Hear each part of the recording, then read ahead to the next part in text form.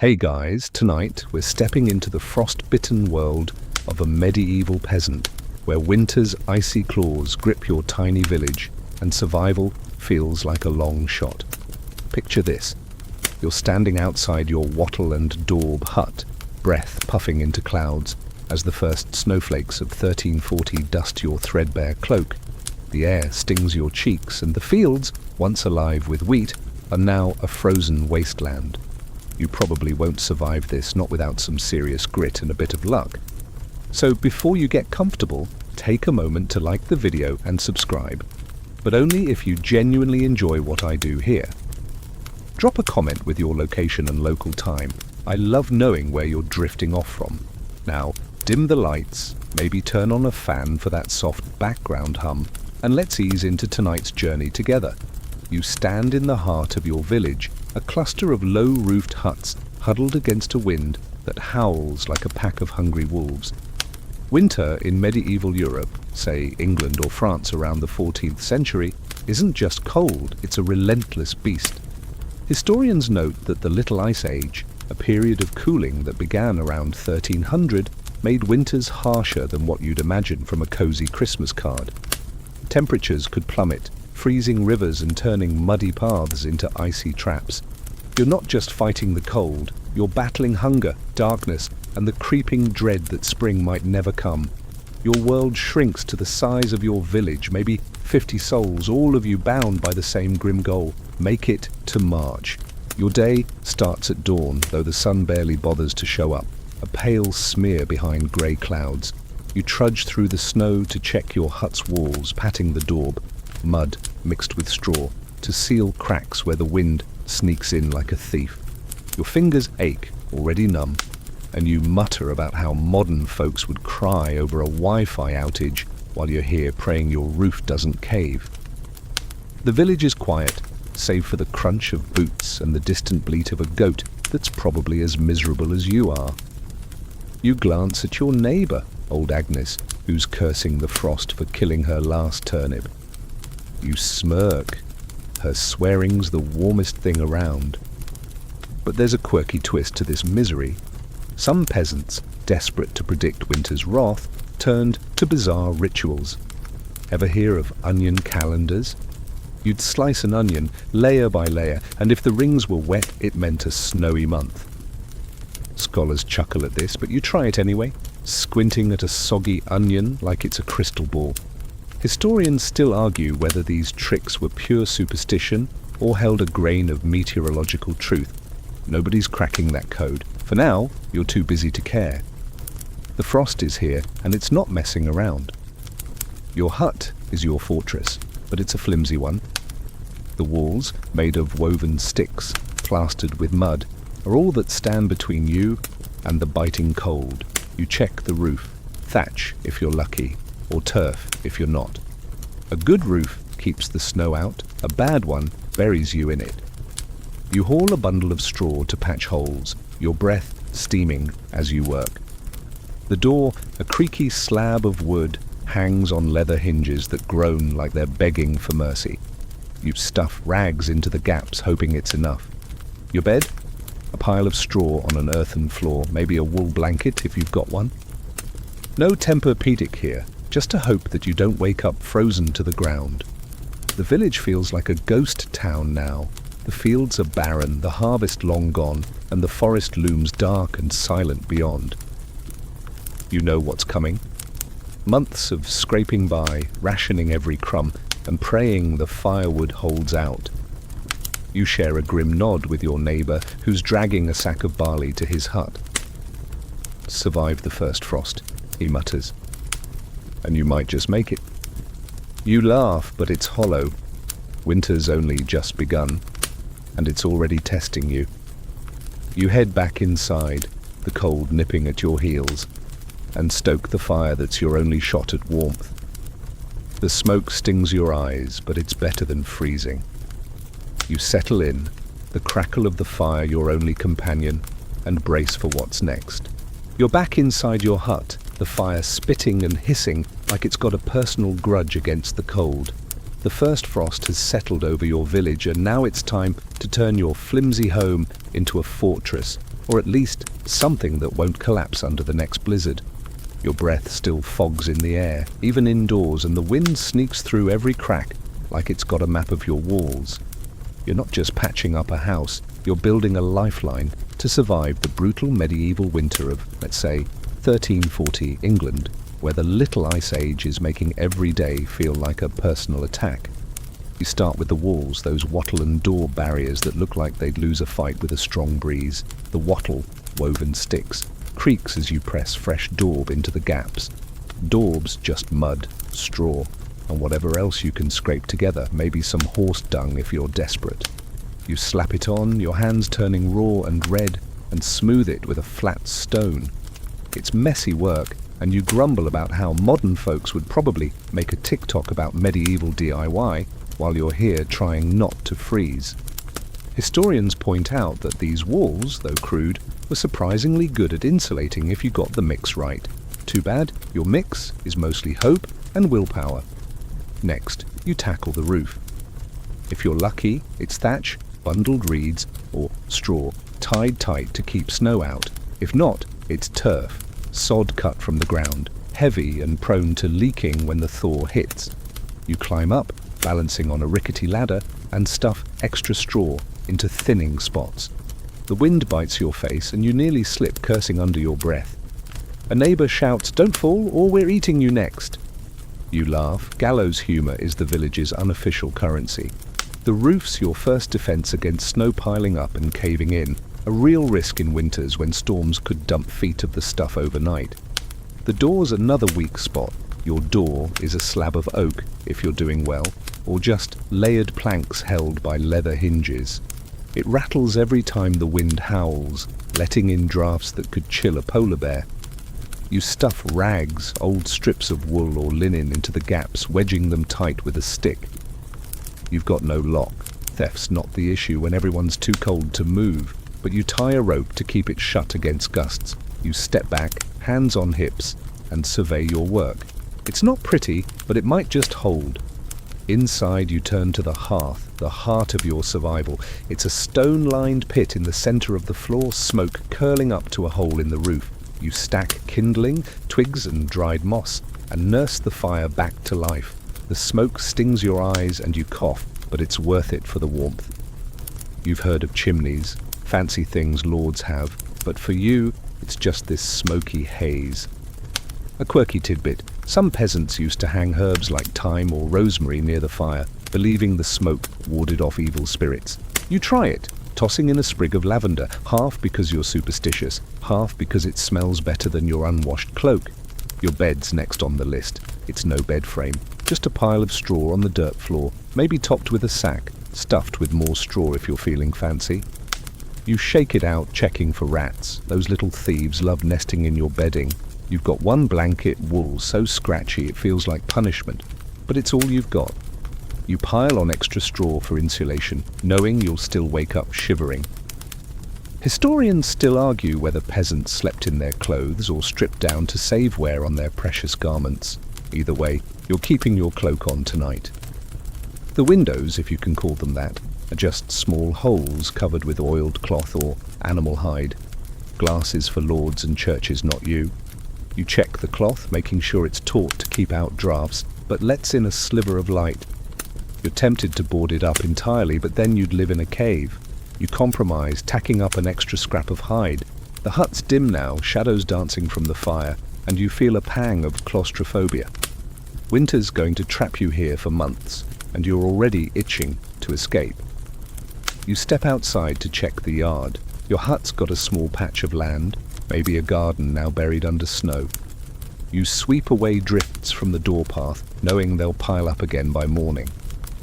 You check your tools, a spade, a sickle, hanging under the eaves to keep dry. They're your lifeline for spring, and rust is the enemy. You rub them with a bit of fat, a trick your father taught you, and hang them back up. The village is quiet, everyone else doing the same frantic prep. You spot old Agnes again, wrestling with a loose shutter, and you trade a nod. "Survive the walls, survive the winter," she says. You hope she's right. As you head back inside, you feel the weight of what's coming. Your hut's as ready as it'll ever be, but it's still just sticks and mud against a season that doesn't care. You stoke the fire again, the crackle a small comfort, and settle on your straw bed. The cold seeps through the floor, but you pull your cloak tight and try to sleep. Tomorrow you'll face the next challenge, making sure you've got enough food to outlast the snow. You wake to a world locked in frost, your breath visible in the dim light of your hut. The fire's down to embers, and the cold has crept into your bones, making your joints ache like you're twice your age. It's another brutal morning in your 1340 village, and winter's grip is tightening. Today your focus is on the harvest you've scraped together over months of backbreaking work. You need to stockpile every last grain, root, and scrap of food to keep starvation at bay until spring. One wrong move, and your family's going hungry, or worse. You pull your cloak tighter and shuffle to the corner of your hut where your food stores sit. It's not much. A few sacks of barley, some rye, maybe a handful of dried peas if the harvest was kind. You kneel, running your fingers through a sack of grain, checking for dampness or weevils. Mold's your enemy now. A wet sack could rot before January. You sniff the air, musty, but not spoiled yet. You tie the sacks tighter, hoisting them onto a wooden platform to keep them off the damp floor. Historians say medieval peasants relied heavily on cereals like barley and rye, which could be stored for months if kept dry. Your life depends on getting this right. You move to the root vegetables next, turnips and parsnips mostly, buried in a pit lined with straw under the floor. You dig through the dirt with a stick, pulling up a turnip to inspect it. It's knobby and tough, but it'll fill your belly. You brush off the soil and rebury it, patting the straw back in place. These roots are your backup when the grain runs low, and you're already calculating how many meals you can stretch from them. You mutter about how modern folks would turn their noses up at your peasant diet, while you'd kill for a single one of their fancy avocados. It's a weak joke, but it keeps you sane. Your dried herbs hang in bundles from the rafters, nettle, thyme, maybe some wild garlic if you foraged well. You pluck a leaf, crushing it to release a faint aroma, and tuck it back. These aren't just for flavor, they're medicine, a way to fend off scurvy or soothe a cough. A quirky tidbit.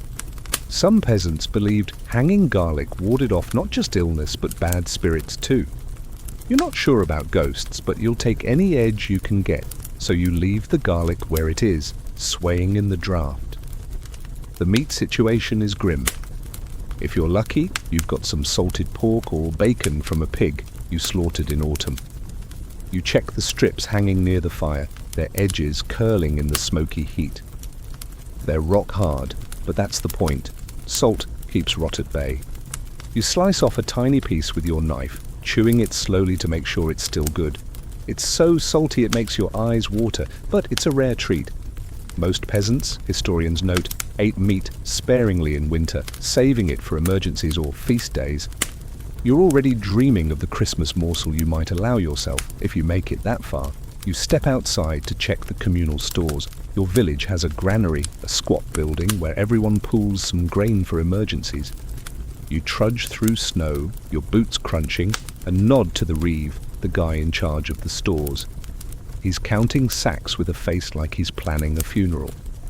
You hand over a small portion of your barley, your share for the village, and he scribbles on a tally stick. You hate parting with it, but if your own stores run out, this is your lifeline. You joke that the reeve's stick is the real lord of the village, and he snorts. Humor's scarce, but it lands. Back home, you check your ale supply. Ale's not just a drink, it's calories, safer than water, which might be tainted. You've got a small cask, brewed from leftover barley, sour but drinkable. You swirl it, listening for the slosh, and pray it doesn't freeze or spoil. Women often brewed ale in villages, a side hustle that could earn extra grain or coin. You tip your imaginary hat to your sister, who brewed this batch, and take a sip. It's awful, but it warms your gut. The big worry is stretching this food.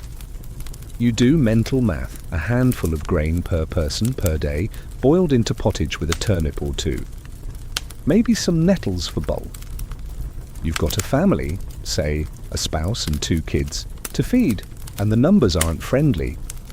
Historians still argue whether famine was a constant threat or hit only in bad years, but you're not taking chances. You hide a small sack of grain under the floorboards just in case thieves or desperate neighbors come sniffing. It's not noble, but survival isn't pretty.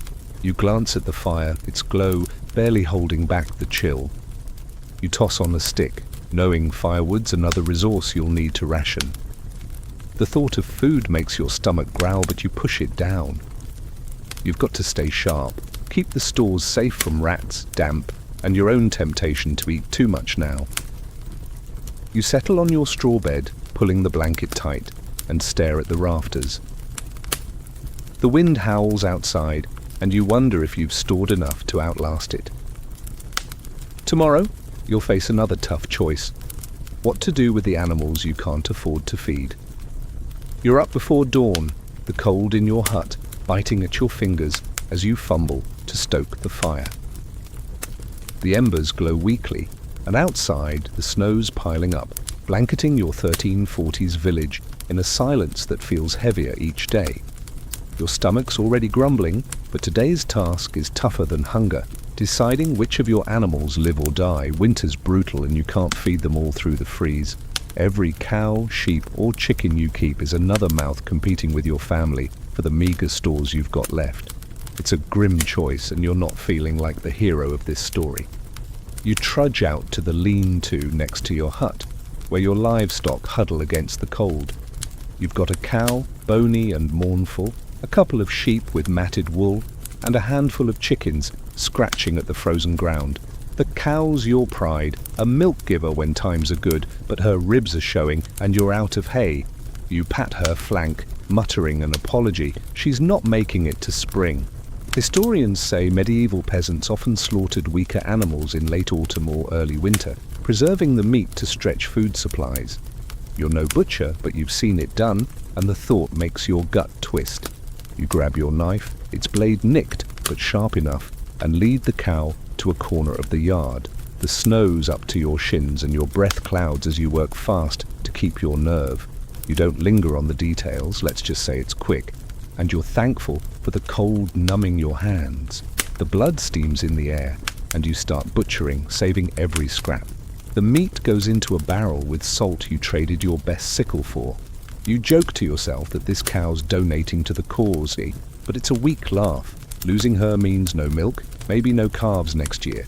The sheep are next. You've got 2 and you're torn. Keep both for wool and breeding, or slaughter one for meat. You check their wool, patchy from the cold, and decide to keep them alive for now.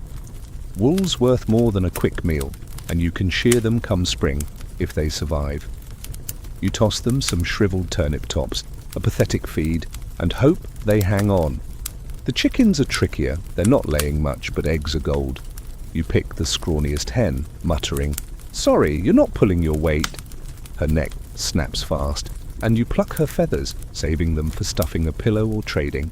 The rest goes into a pot for tonight's meal, a rare treat. You haul the salted meat to your hut, storing it high to keep rats away. Your hands smell of blood and salt, and you're already dreading the next slaughter. A quirky tidbit: some peasants believed rubbing ash on meat kept spirits from spoiling it. You're skeptical, but you sprinkle some ash from the fire anyway, figuring it can't hurt. The village smells of smoke and sacrifice today. Everyone's making the same hard calls. You spot your neighbor, Watt, dragging a pig carcass, his face grim. "One less mouth," he says. You nod, no energy for a joke. The animals you keep need shelter too. You drag straw and old branches to reinforce the lean-to, piling snow around it for insulation.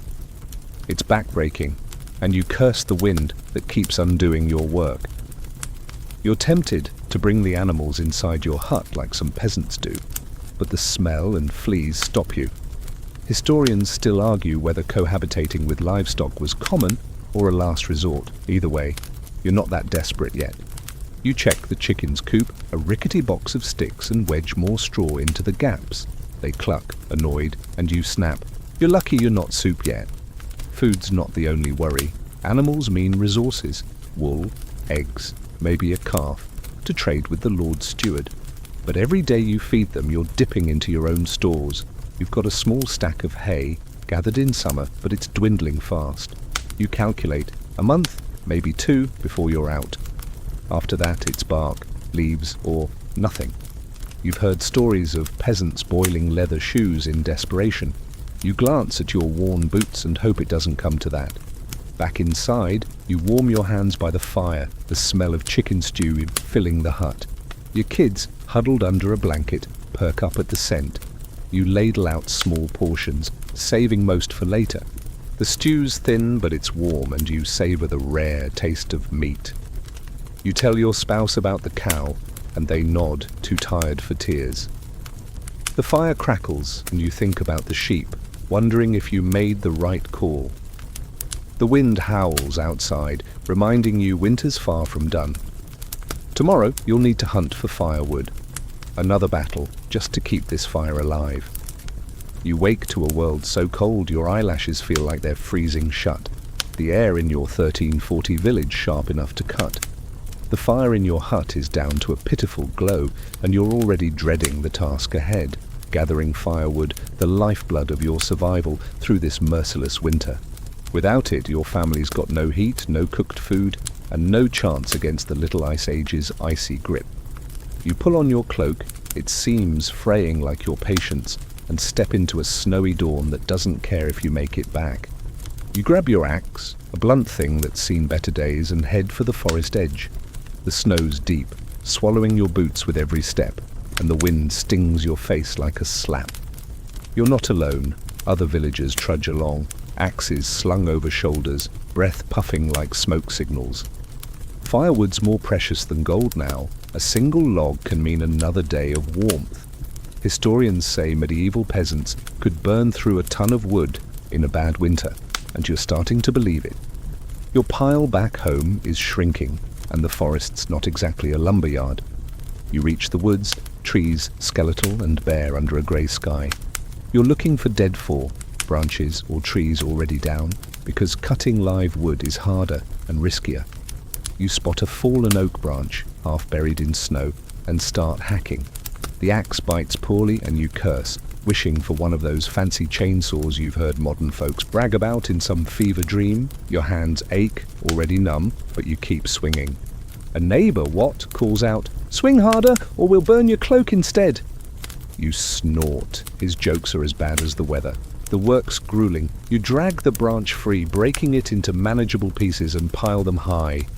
You're tempted to take more, but the Lord's foresters patrol these woods, and stealing wood from his land could cost you a fine, or your hand. You stick to what's legal, muttering about how lords stay warm while you freeze. A quirky tidbit: some peasants burned peat or dried dung when wood ran low. The smell so bad it could wake the dead. You've got a small stack of dung cakes at home, but you're saving those for desperation days. You tie the wood into a bundle with a bit of rope and sling it over your shoulder. The weight makes your back scream, but you've got no choice. The forest's quiet, save for the crunch of snow and the distant crack of someone else's axe. You spot a hare darting through the trees, too fast to chase, and your stomach growls. You're already dreaming of the fire this wood will feed, maybe enough to boil a pot of pottage tonight. Historians still argue whether firewood scarcity drove deforestation, or if peasants were careful stewards of the forest. Either way, you're just trying to get through the week. Halfway home, you stop to catch your breath, the bundle digging into your shoulder. You check your surroundings, wary of wolves or worse, bandits who'd kill for a load of wood. You've heard stories of desperate men ambushing wood gatherers, and you grip your axe tighter. The village comes into view, smoke curling from chimneys, and you feel a flicker of relief. You drop the wood by your hut, stacking it under the eaves to keep it dry. Snow's already falling again, and you know you'll be back in the forest tomorrow. Inside, you kneel by the hearth, feeding the new wood to the fire. It catches, slowly, smoke curling up to the roof hole, and you cough, eyes watering. You're careful. Too much wood now means none later. You glance at your family, huddled under a blanket, their faces pale but hopeful at the growing warmth. You joke, If we run out, we'll burn the Lord's tax records. Your spouse rolls their eyes, but the kids giggle, and for a moment, the cold feels farther away. The fire's crackling now, and you sit back, hands thawing. You think about the forest, how it's both your salvation and your enemy. Every trip out there's a gamble, frostbite, injury, or getting lost in a blizzard. You've heard of peasants tying ropes from their huts to the woods to find their way back in a whiteout. You're not there yet, but you're keeping the idea in your pocket. For now, you've got enough wood for a few days, maybe a week if you're stingy. You pull your cloak tighter, the fire's warmth a small victory, and brace for tomorrow's battles, starting with the rags you call clothes. You're hunched by the fire in your drafty hut, the flames doing their best to push back the 1340 winter that settled over your village like a bad debt. Your hands are still raw from yesterday's firewood haul, but today's worry is closer to the skin, literally. Your clothes, a patchwork of wool and linen, are all that stand between you and the kind of cold that turns toes black. Layering up to fend off frostbite is your mission now, but your wardrobe's about as impressive as a moth's pantry. You're in for a long, scratchy season. You start with what's on your back, a linen tunic, stained and patched, that's seen better days, probably when your father wore it. Over that goes a woolen cloak, heavy but thinning at the elbows, and a pair of hose that sag unless you tie them with twine. You check the seams, poking a finger through a new hole in the cloak. Great. Another job for tonight. You grab a needle, bone, not metal, and some coarse thread to stitch it up, muttering about how modern folks would just order a new coat online. Your stitches are clumsy, but they'll hold. Historians say peasants owned maybe one or two outfits, mending them endlessly because cloth was pricier than a month's food. You dig through a straw-lined chest for extra layers. There's a second tunic, shorter and even more threadbare, and a scrap of wool you use as a shawl. You drape it over your shoulders, tying it with a bit of rope to keep it from slipping. Your boots are the real worry, leather soles with wool stuffed inside, cracked and leaking. You rub them with fat from that cow you slaughtered, hoping to waterproof them. They're not much, but bare feet in snow is a death sentence. You joke to yourself that your boots are vintage chic, but the laugh's as thin as your soles. Your head's next. You've got a hood, wool again, that covers your ears and ties under your chin. It's itchy, probably crawling with lice, but it's warm. You pull it on, adjusting so you can still see. Some peasants, you've heard, wore straw hats stuffed with moss for extra insulation.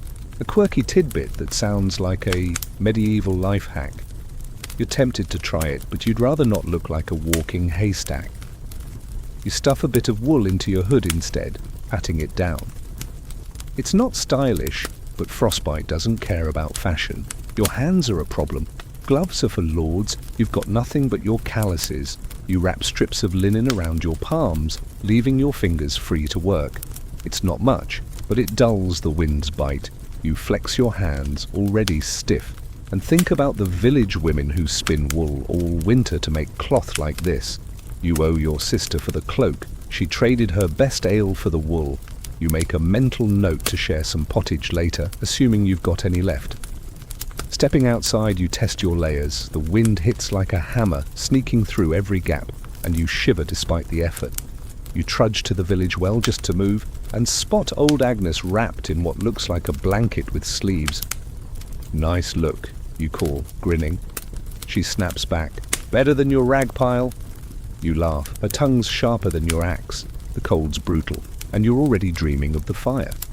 Historians still argue whether peasants suffered more from hypothermia or starvation in winter. Either way, you're dodging both for now. Back inside, you check your family's clothes. Your kids are in miniature versions of your outfit, their tunics patched with scraps you'd rather burn than wear. You mend a tear in your spouse's hose, promising yourself to weave new cloth come spring. The fire's low, and you toss on a stick, careful not to waste it. You're burning through firewood faster than you'd like, a callback to yesterday's forest trek. You sit cross-legged, sewing by firelight, the needle pricking your thumb. You curse softly, then chuckle. Modern folks would probably make a sewing ASMR video out of this. The real trick is staying warm at night. You pile every scrap of cloth on your straw bed, cloaks, tunics, even a sack. You'll sleep in your clothes, no question, because stripping down's just asking to freeze. You've heard of peasants huddling together for warmth, whole families in one bed. You're not there yet, but you're not ruling it out. For now, you tuck the kids in, their small bodies shivering until the blankets settle. You whisper a joke. If we freeze, we'll be the village ice sculptures. They giggle, and it's worth the effort. You settle by the fire, your layers scratching, but holding the cold at bay, just. You think about tomorrow, when you'll need to join the village for warmth and work. Your clothes are a flimsy shield, but they're all you've got. The wind howls outside and you pull your hood tighter. The fires crackle your only comfort as you brace for another day. You're shivering in your hut, the fire barely keeping the 1340s winter at bay, its flickering light casting shadows on the mud walls. Your patched cloak and threadbare tunic, yesterday's handiwork, are doing their best, but the cold still seeps through like a nosy neighbour. Today, you're not facing the frost alone. You're joining the village to pool warmth, share stories, and maybe scrounge up some hope to outlast this brutal season. Winter's turned your world inward, and the only way to survive is together, huddled like sheep in a storm. You step outside, snow crunching under your boots, and head for the village centre. The air's so cold it feels like breathing needles, and you pull your hood tighter, remembering how you stuffed it with wool to keep your ears from freezing. Most villagers are gathering at the biggest hut, old Agnes's place, since her son's a carpenter, and her walls are sturdier than most. You knock, and she grumbles, "Don't track snow in!" You grin, kicking your boots clean, and slip inside to a room packed with familiar faces, all bundled in rags and squinting through the smoky haze. The hut's crowded, maybe 20 of you crammed in, sitting on straw or leaning against walls. The fire's bigger here, fed by everyone's wood contributions, and the warmth feels like a hug you didn't know you needed. You add a stick from your own dwindling pile, a callback to your forest trek, and settle near Watt, who's carving a spoon like it's his life's mission. Historians note that medieval villages often relied on communal gatherings in winter, sharing heat and resources to stretch supplies. It's not charity, it's survival math. You pass around a pot of thin pottage, barley, a sad turnip, and some herbs, each person taking a careful sip. Nobody's greedy, there's too little to go around. You joke, this soup's so thin it's practically a ghost. A few chuckles ripple through the room, easing the tension. Someone starts mending a net, another patches a cloak, and you pull out your bone needle to fix a rip in your kid's tunic. The work's monotonous, but it keeps your hands busy and your mind off the cold. Stories start flowing, a way to pass the endless hours. Agnes spins a tale about a wolf that stole a lord's prize pig last winter, her voice low and dramatic. You've heard it before, but you lean in anyway, the kids wide-eyed. A quirky tidbit. Peasants sometimes told tales of winter spirits, ghostly figures blamed for lost livestock or bad luck. You don't buy it, but when the wind howls outside, you glance at the door, just in case. The room's warm with bodies and laughter, and for a moment, winter feels farther away. You trade tips with Watt about insulating huts. He swears by piling snow against the walls, says it traps heat like a blanket. You're skeptical, but make a mental note to try it, remembering how your own walls let drafts in like unwanted guests. Historians still argue whether communal living in winter strengthened village bonds or sparked fights over resources. Probably both, you think, eyeing the pottage pot and hoping nobody takes seconds. The kids start a game, tossing pebbles into a circle scratched in the dirt floor. You join in, losing spectacularly, and Watt laughs. "Stick to farming, not games." You fire back, "At least I don't carve spoons for ants." The room roars, and even Agnes cracks a smile. These moments are rare, a flicker of light in the long, dark winter. You share a loaf of rye bread, stale but edible, tearing it into equal pieces.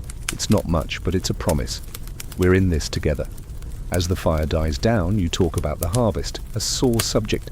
Everyone's stores are low and you admit your grain's half what it was last year. Agnes nods, saying she's down to turnips and prayers. You all agree to check the communal granary tomorrow, hoping the Reeves tally sticks show enough to borrow against. It's a risk. Debts to the village come with strings, but starvation's worse. You think back to your own sacks of barley hidden under the floorboards and feel a pang of guilt for not sharing more. The gathering wind's down and you step back into the cold, your cloak no match for the wind. You trudge home, the warmth of the hut lingering in your bones. Your kids chatter about Agnes's wolf story, and you smile, glad they've got something to distract them. Back in your hut, you stoke your own fire, the crackle a faint echo of the communal blaze. You're alone again, but the memory of shared warmth and bad jokes carries you through. Tomorrow, you'll face the reality of your dwindling food, another fight in this endless winter. You're back in your hut, the fire crackling weakly, as the 1440s winter presses against the walls like an uninvited guest. The warmth from yesterday's village gathering is a fading memory, and your stomach's growling louder than the wind outside. Today, you're staring down the reality of your winter diet. Meager doesn't even begin to cover it.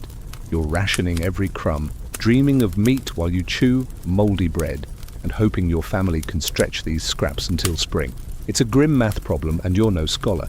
You kneel by your food stores, the sacks of barley and rye you've guarded like treasure since the harvest. You scoop a handful, sifting for weevils, and wince at the musty smell. It's not spoiled, but it's close. You measure out just enough for today's pottage, a watery gruel of grain, a shriveled turnip, and a pinch of nettles for bulk. Historians say peasants survived on pottage as their daily staple, sometimes eating it twice a day for months. You stir the pot over the fire, the steam barely warming your face, and mutter that modern folks would probably call this minimalist cuisine. It's a weak joke, but you're too hungry to care. The bread's next. You pull out a rye loaf, hard as a brick and speckled with green. You scrape off the mold with your knife, hoping the inside's still edible. It's bitter, but it fills the belly. You break it into small pieces, one for each family member, and hide the rest to stop yourself from eating it all now. You think back to the communal pottage at Agnes's hut, how even that thin soup felt like a feast. You're tempted to join the village again, but trudging through snow for a shared meal burns energy you can't spare. Meat's a distant memory. You've got a few strips of salted pork left from the cow you slaughtered, hanging high to keep rats away. You check them, the edges curling in the smoky air, and resist slicing off a piece. Meats for emergencies or feast days like Christmas if you make it that far. A quirky tidbit, some peasants ate hedgehog stew in lean times, believing it was good for the blood. You've seen those spiky critters in the woods, but you're not desperate enough to wrestle one yet. You chuckle, imagining Watt trying to cook a hedgehog and burning his beard. Your ale cask is low, but you pour a small cup. It's sour, brewed from leftover barley, but it's safer than water and keeps you going. You sip slowly, savouring the faint warmth in your gut. Women like your sister brewed most of the village's ale, a skill you respect more now than ever. You think about trading some grain for her next batch, but your stores are too thin. Historians still argue whether ale was a luxury or a necessity for peasants. Try telling your growling stomach it's a luxury. You glance at your kids, picking at their pottage with faces that say they'd rather eat dirt. You try to cheer them up, joking, "This is Lord's food compared to what rats get." They smirk, but their eyes are dull, and you feel a pang. You're rationing their portions too, and it's breaking your heart. You add a pinch of dried thyme to the pot, hoping it masks the taste, and stir in silence. The fire's low and you toss on a stick, remembering your firewood haul and how every log is a trade-off between warmth and food. Vegetables are scarce. You dig into your straw-lined pit for a parsnip, its skin wrinkled but still firm. You chop it fine, stretching it across 2 meals. Turnips and cabbages are gone, eaten weeks ago, and you're down to roots and herbs. You've heard of peasants boiling bark or grinding acorns when stores ran dry. You're not there, but the forest's looking tempting. You push the thought away and focus on the pot, the pottage bubbling like a sad promise. The village is quiet today, everyone holed up, rationing their own stores. You think about the granary, the communal stash you checked last time you gathered. It's low and borrowing means debt, grain or labour you'll owe come spring. You're holding off, trusting your hidden sack under the floorboards, a secret even from your spouse. It's not noble, but it's survival. You sit by the fire, chewing your bread, and plan tomorrow. You'll need to lean on faith or luck to keep going, and the village church is calling your name. You're huddled in your hut, the fire spitting as the 1340s winter howls outside, rattling your patched door like it's demanding entry. Your stomach's still grumbling from yesterday's watery pottage, and the cold's so deep it feels like it's settled in your soul. Today, you're turning to something less tangible than food or firewood, faith. In your village, the church is more than a building. It's a lifeline, a place to pray for spring and cling to rituals that promise the sun will return. You're not sure if it's hope or habit, but you're heading there anyway. You wrap your cloak tight, its stitches holding from your mending session, and trudge through the snow. The village church, a squat stone building with a sagging roof, looms ahead, its bells silent in the frost. You push open the door, the creak echoing, and step into a dim space smelling of damp stone and candle wax. A few villagers are already here, kneeling on the cold floor, their breath clouding in the chilly air. You nod to Agnes, who's muttering prayers like she's bargaining with the heavens. You kneel too, your knees aching, and whisper for warmth, food, anything to get through this. The priest, a gaunt man with a voice like gravel, leads a prayer for deliverance. His words are Latin, meaningless to you, but the rhythm's soothing, like a lullaby for the desperate.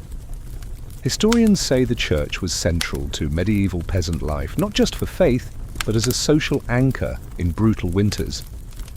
You're not here for theology, you're here because it's warmer than your hut, and the priest might share a crust of bread after. You joke to yourself that the angels must be shivering too, and stifle a chuckle when Agnes glares.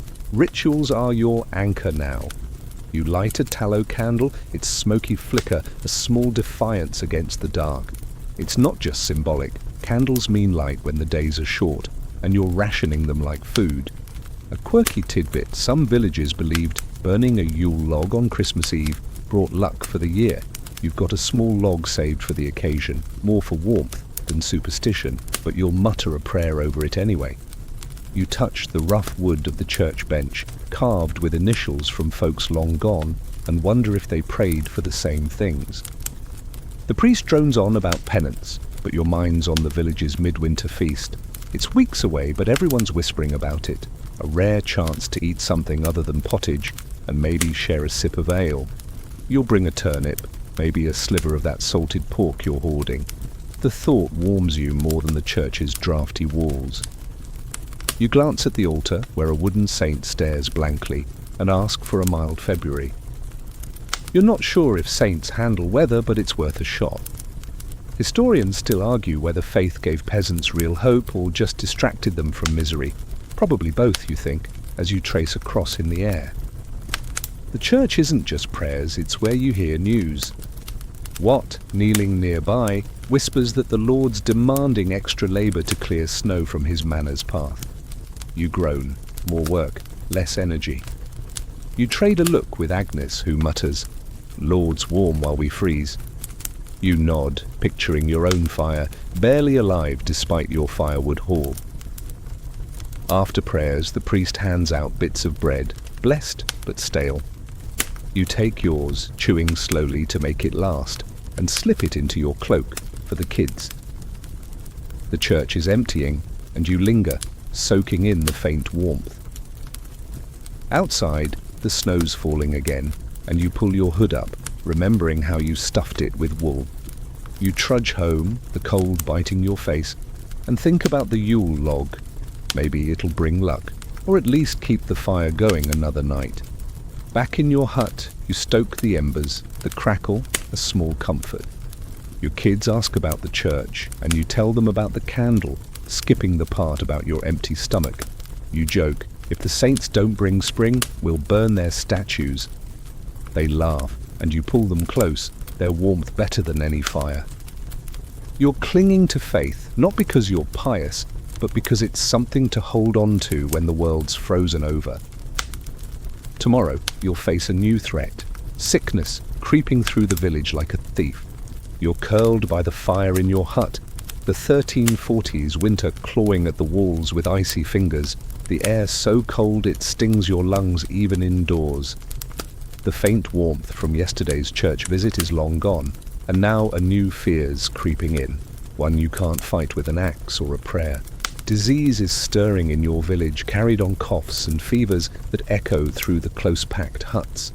Winter's packed you all together like kindling, and sickness spreads fast when there's nowhere to hide. You wake to your spouse's cough, a dry rasp that makes your heart sink. You touch their forehead, clammy but not burning yet. You're no healer, but you know enough to worry. The kids are quiet, watching with wide eyes, and you force a smile, saying, "Just a tickle, nothing more." Inside, you're panicking. Historians say winter was prime time for illness in medieval villages, with cramped, smoky huts, breeding everything from colds to deadly fevers. You're already low on food and firewood. A sick family could be the end. You start with what you know. You boil water, rare, since it burns precious wood, and toss in a pinch of dried nettles from your stores. It's no cure, but it might soothe the cough. You hand your spouse a steaming cup, joking, "Drink this, or I'm calling the priest for an exorcism." They roll their eyes, but sip it, and you feel a flicker of control. You check the hut for drafts, remembering your wall patching days, and stuff an extra rag into a crack near the door. Fresh air's nice, but not when it carries death. The village is buzzing with worry. You step outside, snow crunching, to check on neighbours. Watt's hut is quiet, but Agnes is at her door, looking grim. "My grandson's burning up," she says, voice low. You nod, helpless, and promise to share some time later. It's all you've got. A quirky tidbit: some peasants swore by tying onions to their feet to draw out fever. You're not sold, but you've got an onion stashed. Maybe you'll try it if things get worse. For now, you're sticking to herbs and hope. You think back to the church where everyone was packed in, breathing the same air. Maybe that's where it started. Historians still argue whether medieval peasants understood disease spread or just blamed bad luck or sin. Probably a mix, you figure, as you mutter a quick prayer. You're not above hedging your bets. Back home, you check your kids, feeling their foreheads and listening for coughs. They're fine for now, but you're haunted by stories of whole families wiped out by winter fevers. You rummage for anything else to help. You've got a scrap of wool soaked in fat and herbs, a poultice your mother used for chest colds. You warm it by the fire and press it to your spouse's chest, the smell sharp but comforting. You're low on everything: food, wood, patience, but you're burning through herbs faster than you'd like. You think about your turnip pit, wondering if you can trade one for more time at the village. It's a risk, but a fever's riskier. The day drags on, the hut heavy with worry. You keep the fire going, tossing on sticks from your forest haul, each one a reminder of how much you're juggling. You tell the kids a story about a hare outsmarting a wolf, keeping their minds off the coughs. You're exhausted, but you can't rest. You check your spouse again. They're breathing easier, but not clear. You whisper, "You're tougher than this winter," and hope it's true. Outside, the snow's falling, sealing the village in. You hear another cough from a nearby hut, and your stomach knots. You're tempted to barricade your door, but isolation's a fantasy. You need the village as much as it needs you. You think about the granary, the communal meals, and wonder if they're spreading more than food. For now, you focus on your hut, your fire, your family. Tomorrow, you'll face the forest again, not for wood, but for game. Anything to keep your strength up against this invisible enemy. You're stirring a thin pottage in your hut, the fire barely holding off the 1440s winter that's turned your village into a frozen prison. Your spouse's cough from yesterday lingers in your mind, a quiet threat, but they're resting now, wrapped in every scrap of wool you own. Today, hunger's clawing harder than the cold, and your stores are dwindling faster than you'd hoped. You're heading to the forest, not for firewood this time, but to hunt. Game's scarce in winter, but a rabbit or squirrel could mean the difference between strength and starvation. You grab your sling, a simple strip of leather, and a handful of smooth stones from the hearth. A bow would be nice, but that's for lords or poachers willing to risk a noose. You check your knife, tucked into your belt, and pull your cloak tight. Those stitches you sewed are holding, barely. The snow's deep as you step outside, the air so cold it feels like a blade in your chest. You trudge toward the forest, its bare trees looming like ghosts under a grey sky. Historians say hunting was a desperate act for peasants, since most game legally belonged to the lord. You're not poaching yet, but you're not above bending rules to feed your family. The forest is silent, save for the crunch of your boots and the occasional snap of a branch under snow. You scan for tracks, your breath puffing in clouds. A rabbit's prints catch your eye, faint but fresh, and you crouch, moving slow to avoid scaring it off. Your sling's ready, stone loaded, but your hands shake from cold and hunger. You spot the rabbit, a grey shadow against the snow, and swing miss. You curse under your breath, then laugh, muttering, "Good thing I'm not hunting for pride." You try again, but it's gone, and you're left with nothing but sore arms. You keep moving, eyes peeled for anything. Squirrels, birds, even a hedgehog, though you're still not sold on that stew idea.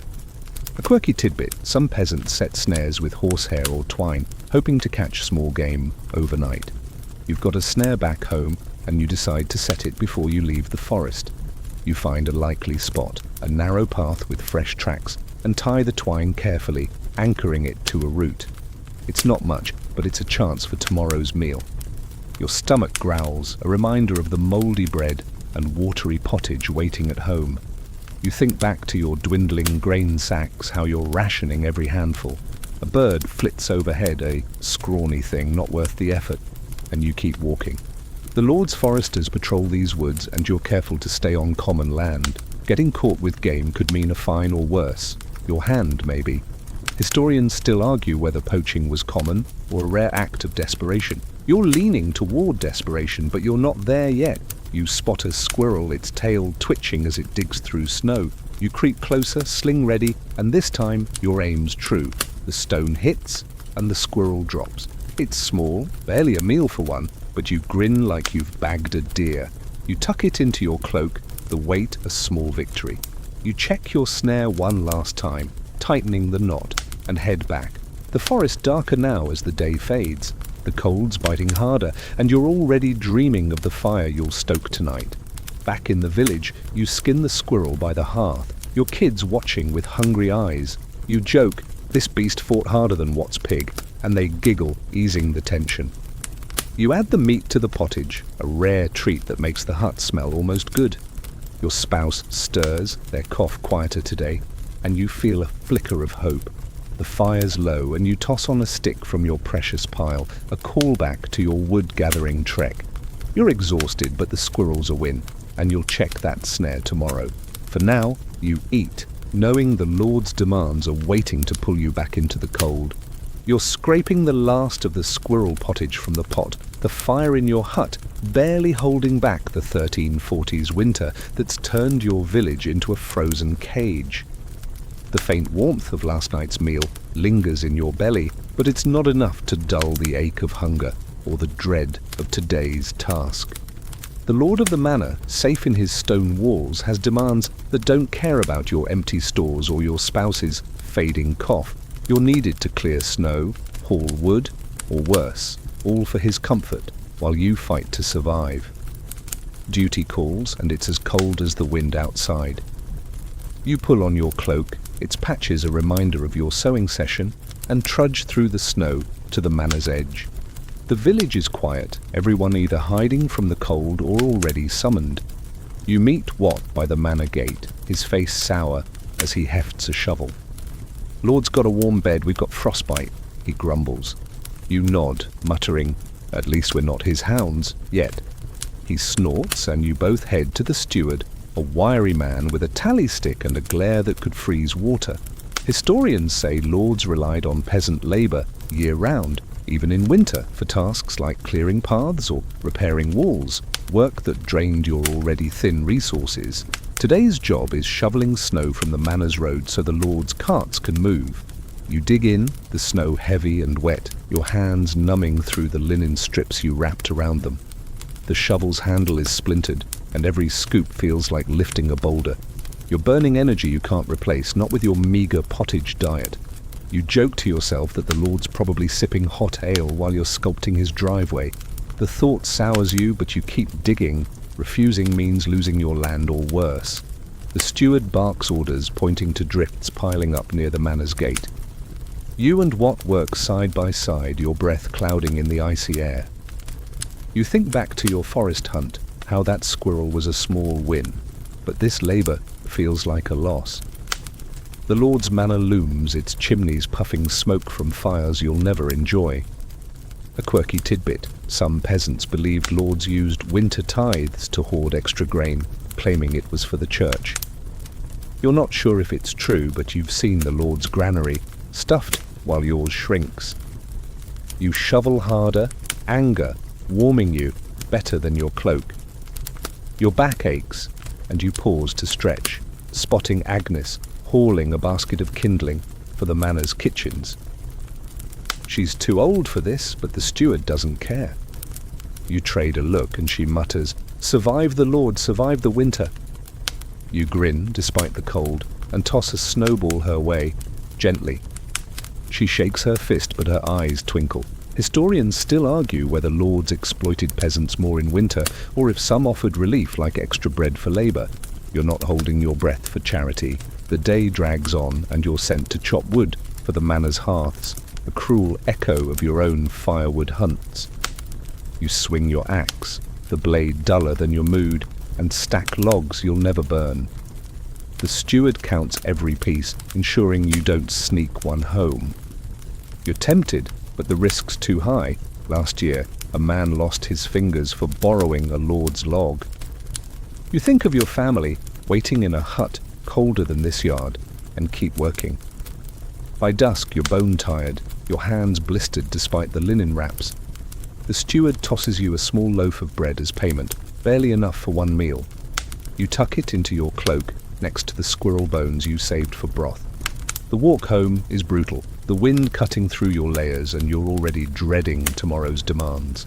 Back in your hut, you stoke the fire with your own scarce wood, the crackle a faint comfort. Your kids cheer at the bread, and you break it carefully, saving half for morning. You joke, "Lord's bread tastes like resentment." They laugh, and you pull them close, their warmth a reminder of why you endure. Tomorrow you'll need stories to lift your spirits, and the village fire's calling. You're slumped by the fire in your hut, the 1340 winter gnawing at your bones, the faint warmth from yesterday's manor labor already a distant memory. Your hands are still sore from shoveling the Lord's snow, and the crust of bread you earned is long gone, split between your family's hungry mouths. Tonight, you're craving something to lift the gloom, stories. The village gathers by firelight to share tales, a way to pass the endless freezing nights and forget the hunger for a moment. You bundle up, your patched cloak barely holding together, and head out to join the circle. The snow crunches under your boots as you make your way to Agnes's hut, the unofficial heart of the village, since it's got the best walls. The air's sharp, cutting through your hood, but the thought of stories pulls you forward.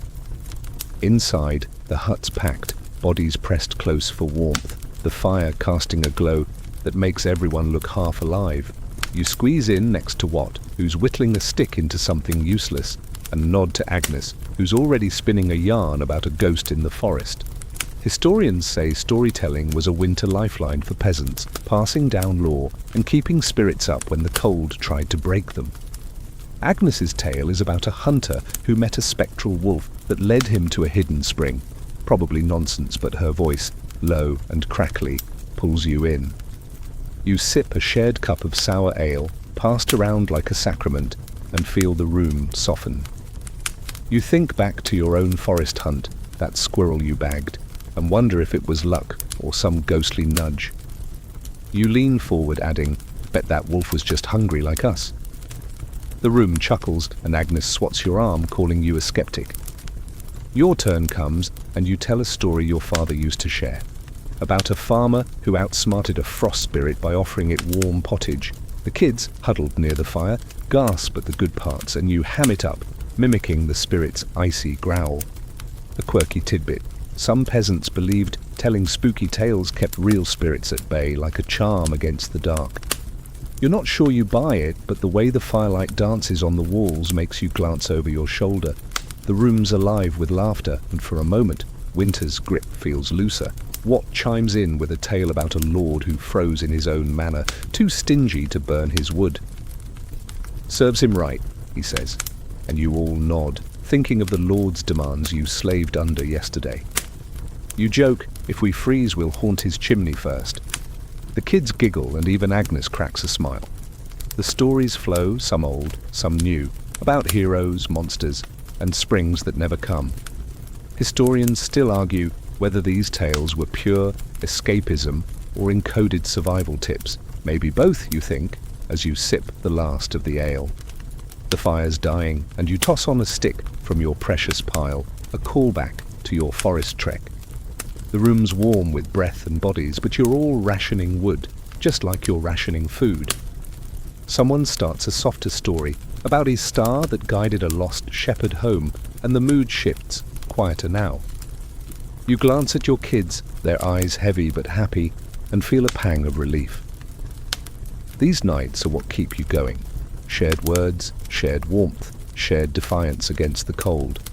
As the gathering breaks, you step into the snow, the night so dark it feels like the world's holding its breath. You pull your cloak tight, the stitches straining, and trudge home.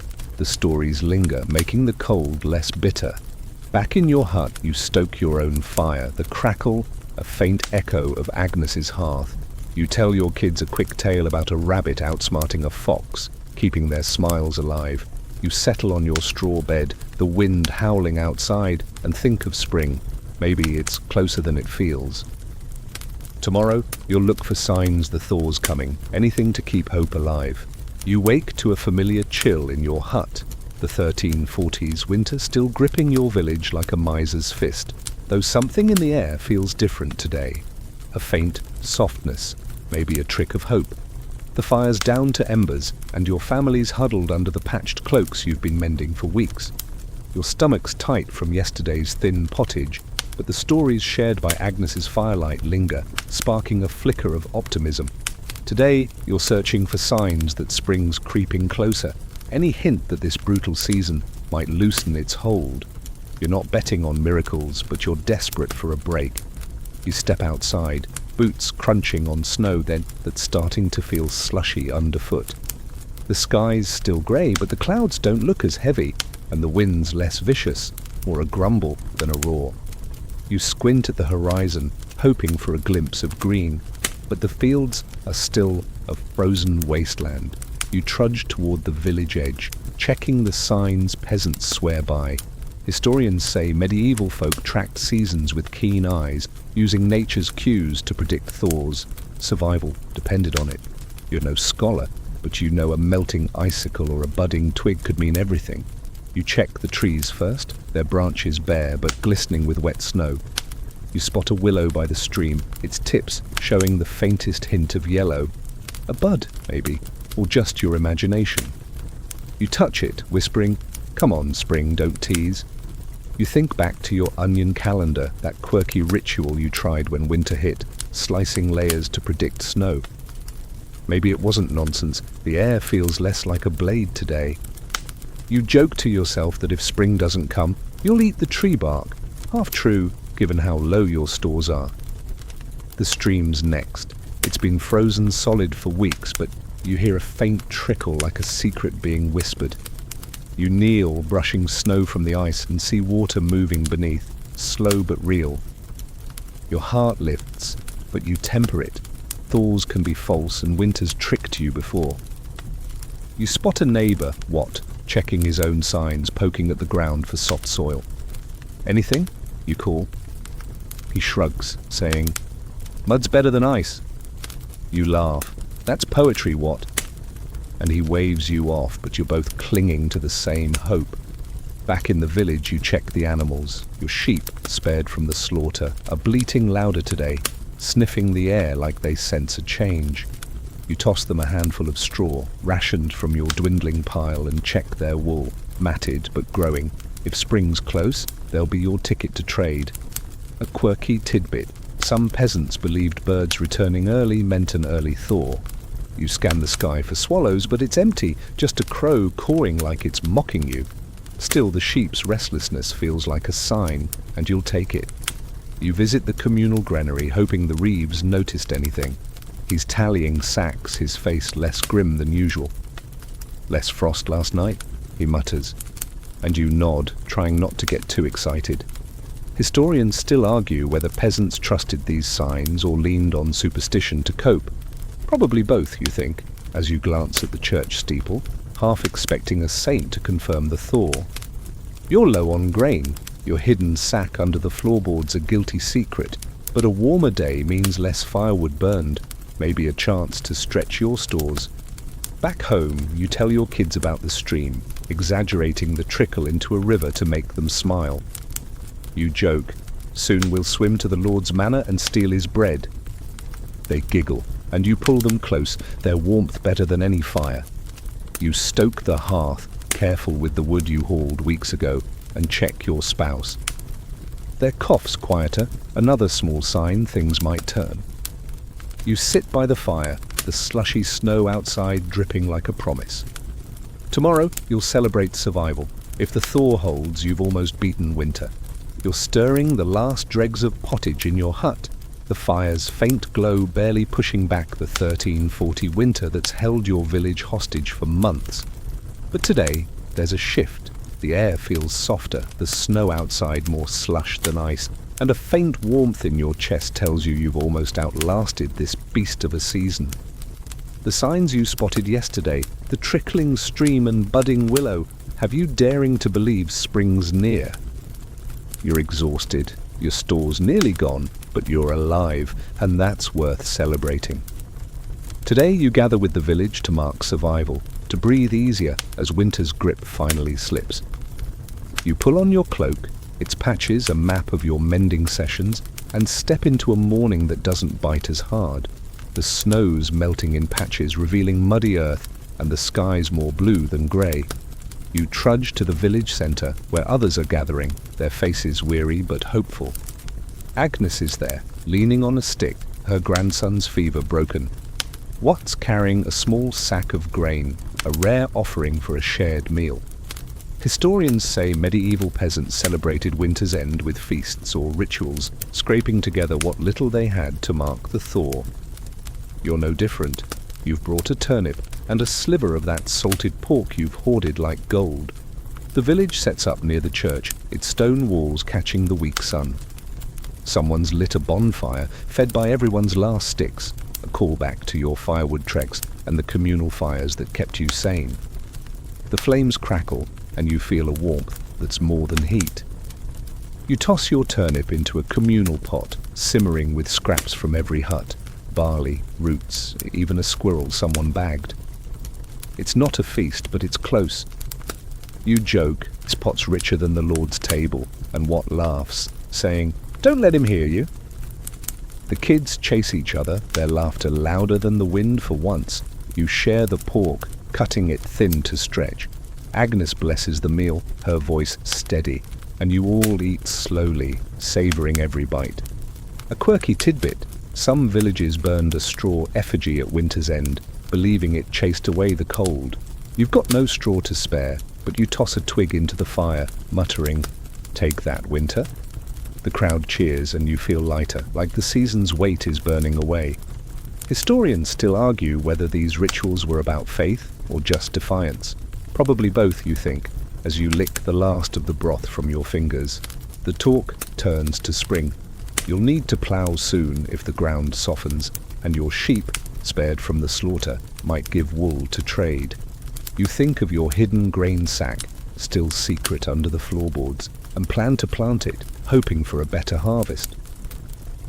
The reeve mentions the Lord's expecting labour to repair his fences, and you groan, remembering the snow you shoveled for him. But today, It doesn't sting as much. The sun's out, and you're alive. You tell your kids to run to the stream to see if it's still flowing. They come back muddy, grinning, and you know it's real. As the day fades, you linger by the fire, the village quieter now. You look at your family, their faces fuller with hope, and feel a knot loosen in your chest. You've survived, through hunger, cold, and the Lord's demands. The fire dies down and you head home, the slush soaking your boots but not your spirit. You tuck your kids into the straw bed, their warmth a reminder of why you fought. Tomorrow you'll start rebuilding, but tonight you rest. You settle onto your straw bed, the hut quieter now, the wind outside no longer a threat but a soft sigh like the world exhaling. The fire's low, its embers glowing like tiny stars, casting shadows that feel gentle, not menacing. You pull the wool blanket close, its scratchy comfort a reminder of the layers you've worn, the stories you've shared, the small victories that carried you through. The village is still, the snow melting into mud, and you imagine green shoots pushing through the earth, slow but sure. Your spouse's cough is gone, your kids' laughter louder than their hunger, and you let yourself breathe deeper, each breath softer, slower. The cold that once clawed at your bones is retreating, leaving only the promise of longer days, warmer nights. You think of the stream, its trickle now a steady flow, and the willow's buds, tiny promises of life. You've outlasted winter's worst, and the weight of survival feels lighter, like a cloak you can finally loosen. Your eyes grow heavy, the fire's crackle fading to a whisper, blending with the distant drip of melting snow.